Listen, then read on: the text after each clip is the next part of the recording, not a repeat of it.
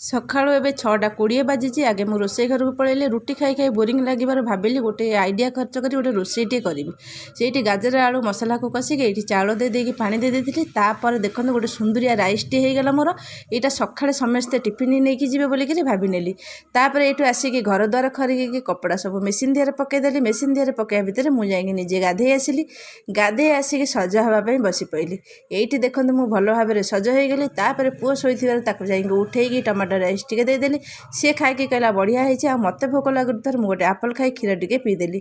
ତାପରେ ଶୋଇପଡ଼ିଥିଲି। ଏବେ ଉଠିକି ବହୁତ ଜୋରରେ ଭୋକ ହେବାରୁ ବାଇଗଣ ପୋଟଳ ଟିକେ ପୋଡ଼ିଦେଲି। ଆପଣମାନେ ନିଶ୍ଚିନ୍ତ ଭାବେ ଜାଣିପାରୁଥିବେ ଯେ ବାଇଗଣ ପୋଟଳ ପୋଡ଼ା ହେଇଛି ମାନେ ପଖାଳ କଂସାଟିଏ ହେବ। ତାପରେ ପୁଅକୁ ଟମାଟୋ ରାଇସ୍ ଆଉ ଅଣ୍ଡା ଆମଲେଟ୍ ଦେଇଦେଲି। ସିଏ ଖାଇଲା। ତା ଭିତରେ କପଡ଼ା ସବୁ ବର୍ଷା ହେଉଥିବାରୁ ବାହାରେ ନ ଶୁଖେଇ ଘରେ ଶୁଖେଇଦେଲି। ତାପରେ ମୁଁ ପଖାଳ କଂସାଇ ବାଡ଼ିକି ଏଇଠି ଖାଇ ବସିଲି। ଏଇଠି ହାଉଁ ହାଉଁ କରିକି ସବୁ ଖାଇଦେଲି। ଯଦି ମୋ ଚ୍ୟାନେଲଟି ଭଲ ଲାଗୁଥିବ ଆପଣ ନିଶ୍ଚିନ୍ତ ଭାବରେ ସବସ୍କ୍ରାଇବ୍ କରିବେ।